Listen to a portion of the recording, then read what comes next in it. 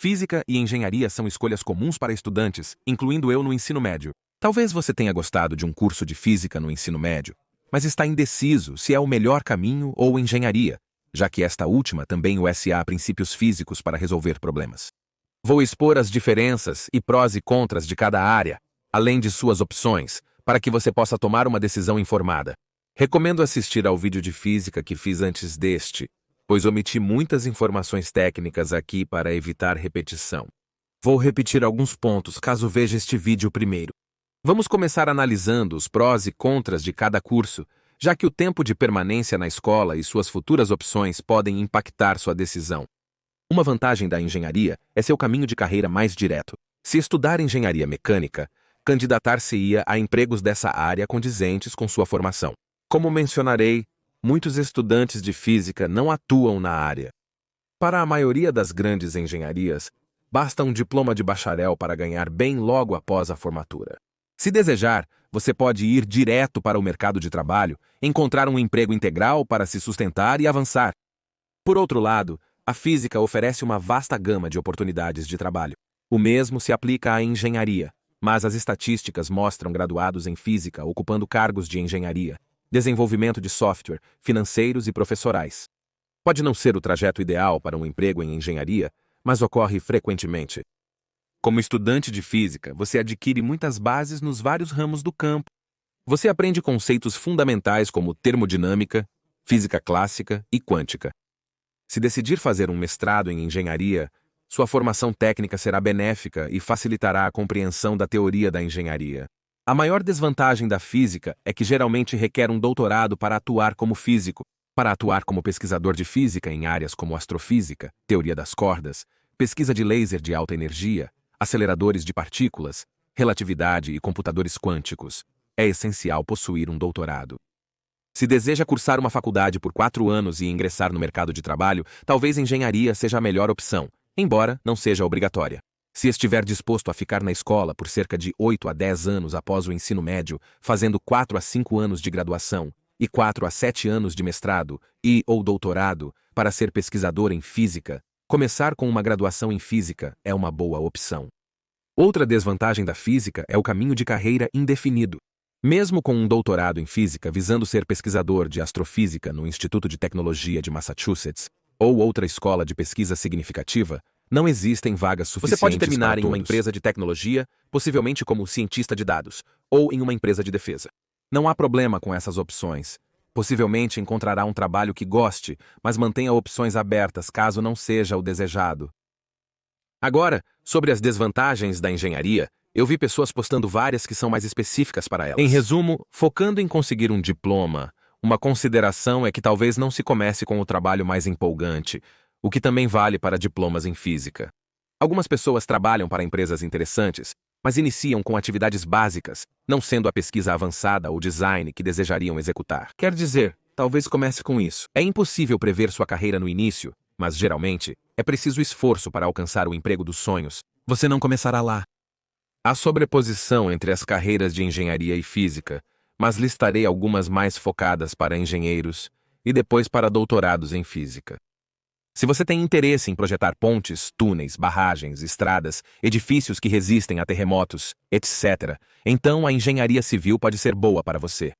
Engenheiros aeroespaciais trabalham na estrutura de aeronaves e naves espaciais, projetam e testam sistemas de propulsão, garantem viagens a velocidades supersônicas e analisam a aerodinâmica. Engenheiros elétricos podem aprimorar a eficiência e velocidade de sistemas eletrônicos, desde telefones e computadores até satélites.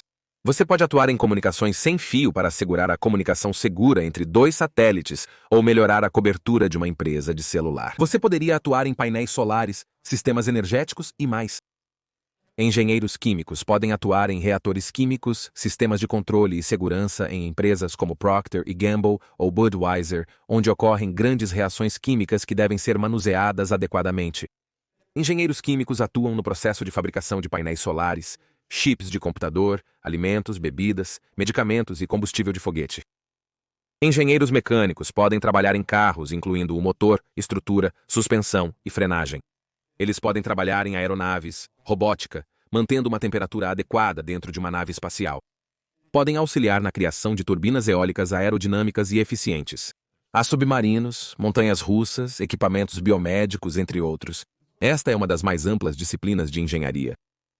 Engenheiros desenvolvem software, sistemas de controle, auxiliam o meio ambiente, projetam dispositivos médicos, usinas energéticas e tecnologias renováveis. Poderia seguir, mas engenheiros não são os únicos nesses campos. Graduados em física também se encaixam nessas áreas. Geralmente, muitos desses campos são voltados para engenheiros, portanto, se tiver interesse, a engenharia pode ser uma opção melhor de curso. Na perspectiva de pesquisa, físicos são vistos melhorando a velocidade dos chips de computador, por exemplo, mas na maioria das vezes, são exemplos clássicos de engenharia. A engenharia possui vários ramos, mas estudando física, você iniciará aprendendo os fundamentos de suas diferentes ramificações. Na pós-graduação, há vários campos que podem conduzir a diversas áreas de pesquisa. Um astrofísico ou cosmologista pode estudar buracos negros, galáxias, supernovas, o fundo cósmico de micro-ondas, a energia escura e por que o universo está acelerando, etc. Um físico de plasma pode pesquisar energia de fusão, processo que alimenta estrelas como o Sol e que pretendemos usar na Terra para abastecer nossas casas e empresas. Eles podem atuar em pesquisas de propulsores iônicos, uma forma de propulsão elétrica espacial. Um fenômeno bastante comum, porém pouco entendido no universo, é a reconexão magnética, em que as linhas do campo magnético em um plasma se rompem e reconectam rapidamente. Princeton conduz um experimento de reconexão magnética para estudar erupções solares e auroras em condições de laboratório. Um físico de matéria condensada pode pesquisar supercondutores ou condutores sem resistência elétrica. Eles só existem em baixas temperaturas atualmente, mas se criados à temperatura ambiente, terão várias aplicações, como computadores mais rápidos, sensores precisos e até carros flutuantes. Então, uma área específica de pesquisa é a espintrônica, que trata da manipulação do spin do elétron para produzir certos resultados. O spin carregado dá aos elétrons propriedades magnéticas. A pesquisa atual foca no uso do spin como veículo de informações, representando dados através de sua direção, ao invés de mover fisicamente a carga ou corrente. Algumas pesquisas resultaram em eletrônicos com memória melhorada e menor consumo de energia. Esses físicos podem atuar com lasers e nanotecnologia, entre outros. Esta é uma vasta área que trata das propriedades macro e microscópicas da matéria. Físicos de partículas trabalham com aceleradores e buscam compreender a física além do modelo padrão. Este modelo classifica as partículas elementares e descreve 3 das 4 forças fundamentais. A força gravitacional é a grande peça que falta neste quebra-cabeça, que o modelo não explica, pelo menos ainda. O modelo padrão é bom para baixas energias, mas falha em altas energias onde a gravidade é relevante para partículas pequenas. A teoria matemática da inclusão da gravidade neste modelo gera infinitos que ainda não entendemos. E experimentalmente, gostaríamos idealmente de detectar um graviton, uma partícula hipotética responsável pela força gravitacional que incluiríamos no modelo padrão. Mas nunca detectamos um, e sabemos que fazer isso seria muito, muito difícil. Físicos estão se esforçando para unir todas essas peças. Físicos de partículas tentam explicar aspectos como a natureza da matéria escura e energia escura, tópicos pouco entendidos, relacionados ao movimento das galáxias e expansão do universo. Físicos de partículas tentam determinar a massa do neutrino, antes considerado sem massa, mas que agora sabemos que possui. Ainda é incerto qual é a sua massa. Estão investigando a origem da massa, a estrutura do próton, a natureza da matéria densa e quente do universo inicial, e mais. Existem vários subcampos, mas essas são algumas áreas de pesquisa que você pode explorar, muito populares. Como mencionei no vídeo de física, muitos destes empregos estão na academia, onde você pesquisa em sua especialidade e também leciona. Muitos desses empregos estão em laboratórios nacionais ou agências governamentais, realizando pesquisas em física experimental. Se não deseja trabalhar na academia, físicos podem obter empregos de pesquisa na indústria, como Google, Boeing, Microsoft, etc., que contratam doutores em física. São locais para trabalhar com laser, circuitos rápidos e computadores quânticos. Essa pesquisa visa mais a criação de um produto para essa empresa do que entender a física dos buracos negros, por exemplo. Em seguida, quero mostrar um pouco sobre as diferenças no currículo de física e engenharia. Claro, existem muitas disciplinas de engenharia, mas vou discutir as semelhanças e diferenças entre elas. Estática e dinâmica são duas das aulas mais famosas que a maioria dos engenheiros faz. Estática é uma aula de física focada em sistemas imóveis. Exemplos de um livro didático seriam como uma rede de tubos ou uma ponte, treliça. Nesses sistemas onde nada se move, você precisaria localizar a força ou o torque em pontos específicos para entender o comportamento e a direção pretendida de, por exemplo, uma viga. Uma aula de dinâmica abordaria sistemas em movimento.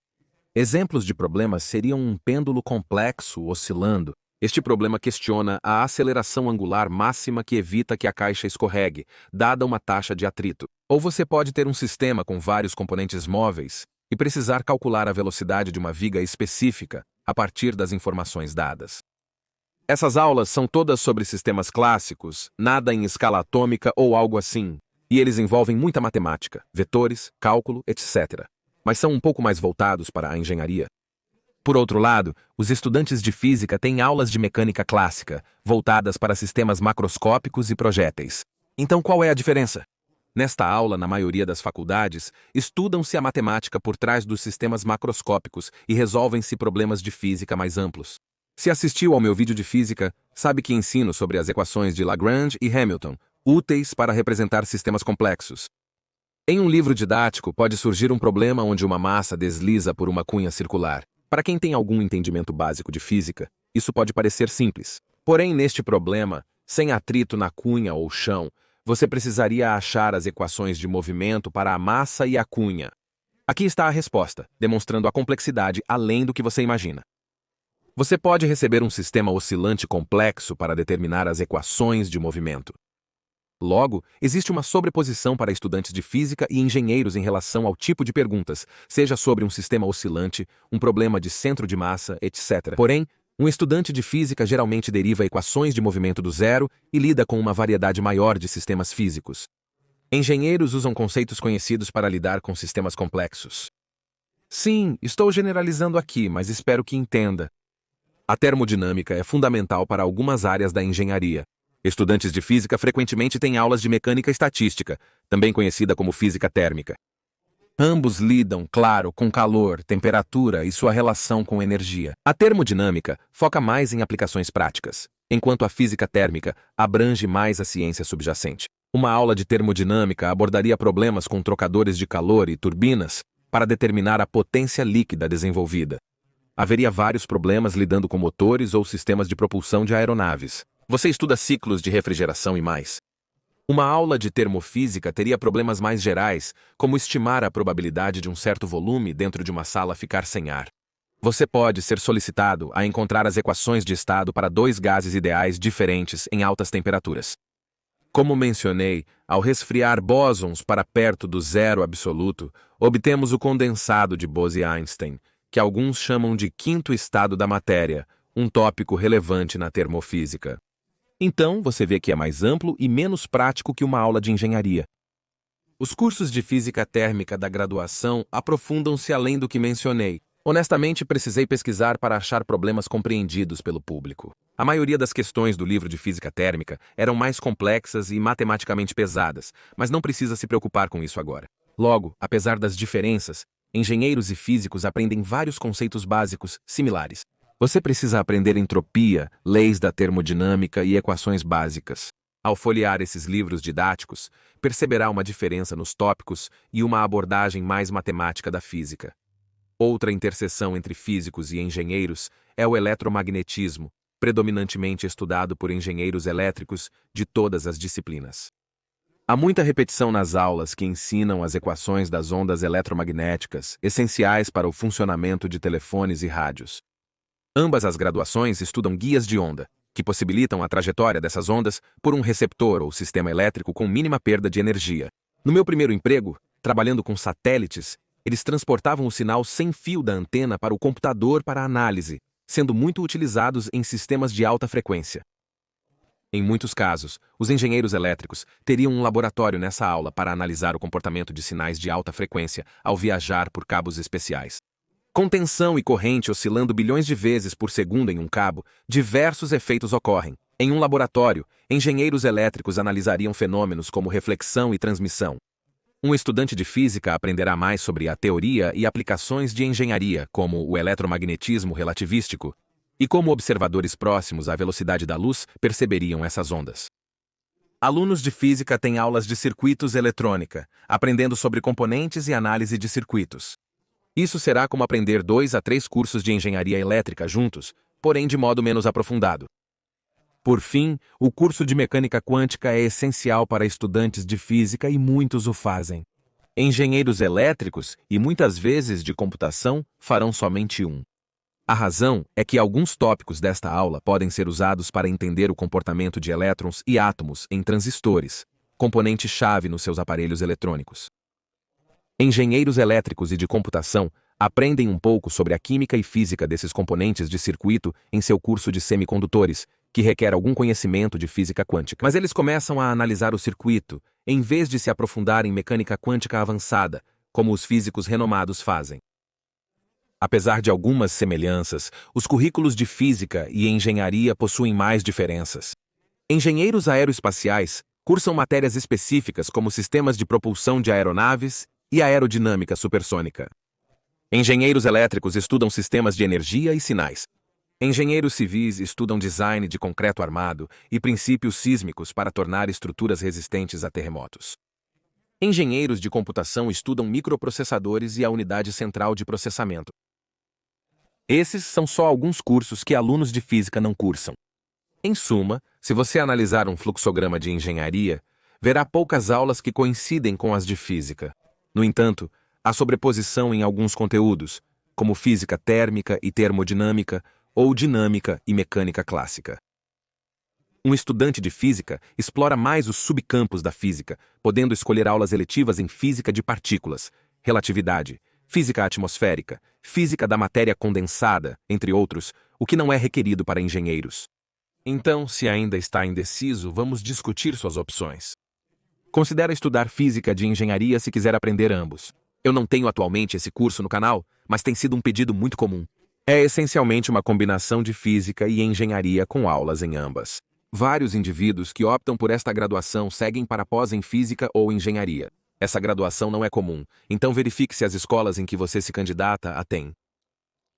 Você pode fazer aulas extras não inclusas na sua graduação. Pode ser para matérias eletivas ou uma segunda graduação para quem vai para universidades que a oferecem. É usual cursar ciência da computação com física, ou engenheiros fazerem uma segunda graduação em física para adquirir mais conhecimento. A grande pergunta que recebo é: posso migrar de um bacharelado em física para um mestrado ou doutorado em engenharia? E vice-versa. Sempre respondi com base no que encontrava online, mas para este vídeo decidi investigar a fundo. Mandei um e-mail para aproximadamente 20 das melhores escolas, expressando meu interesse em um mestrado em engenharia com bacharelado em física, ou o contrário, e perguntando quais são minhas opções. E aqui está o que eu descobri. Pareceu geralmente mais fácil transitar de um bacharelado em física para um mestrado em engenharia, o que explicarei a seguir. Um orientador do Departamento de Engenharia Aeroespacial da Purdue mencionou que muitos de nossos graduados em engenharia aeroespacial têm formação em matemática, física, engenharia mecânica, computação e elétrica. Não havia pré-requisitos e era possível se atualizar no mestrado. Você só tem aulas de graduação no começo. Um orientador da Universidade de Washington esclareceu por e-mail que, apesar de não ser necessário diploma em ciência da computação, é preciso ter conhecimento nos tópicos relacionados. Se estudar física na graduação e quiser fazer ciência da computação na pós, planeje fazer ambos cursos simultaneamente. Eis um e-mail de um orientador de ciência da computação da Universidade de Illinois, um de engenharia estrutural na UC San Diego e outro de bioengenharia na Arroz. Não vou revisar, mas pause o vídeo e leia você mesmo. Se pretende passar de um bacharelado em engenharia para um mestrado em física, eis o que descobri.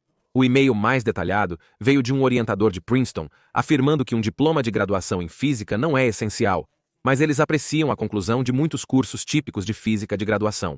Para quem vai estudar nos Estados Unidos da América, muitas escolas exigem um exame GRE geral e um teste GRE de física. O exame geral GRE é como o SAT ou ACT para a pós-graduação, pois abrange várias disciplinas. Logo, o GRE de Física cobre o conteúdo dos 3 primeiros anos da graduação em Física.